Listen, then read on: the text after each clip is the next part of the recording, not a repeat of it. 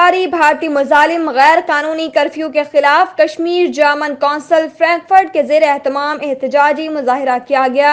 مظاہرے میں مقامی سیاسی و سماجی تنظیموں اور پی ٹی آئی جرمنی کے سینئر نائب صدر رانا وسیم اور جنرل سیکریٹری سجاد کاہلوں نے شرکت کی۔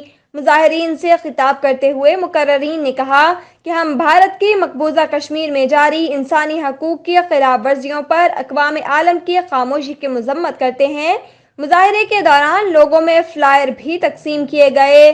پی ٹی آئی رہنماؤں رانا وسیم اور سجاد کاہلوں نے کہا کہ ہم پاکستانی کشمیریوں کی تحریک آزادی کی جدوجہد میں ان کے ساتھ ہر میدان میں کھڑے ہیں۔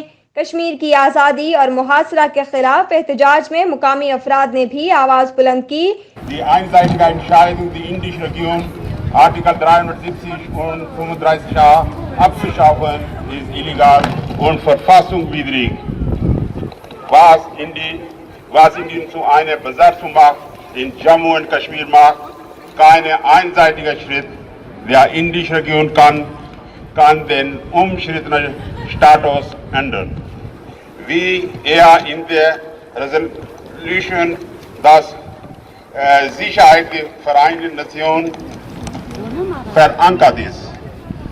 Dies wird für die Menschen in die Jammu und Kashmir auch niemals akzeptabel sein. Kashmir German council کے چیئرمین حنیف چوہان کے اس بات کا عزم کیا کہ کشمیر کی آزادی تک جدوجہد کا سلسلہ جاری رہے گا۔ رپورٹ موتی اللہ، جہان نیوز، جرمنی۔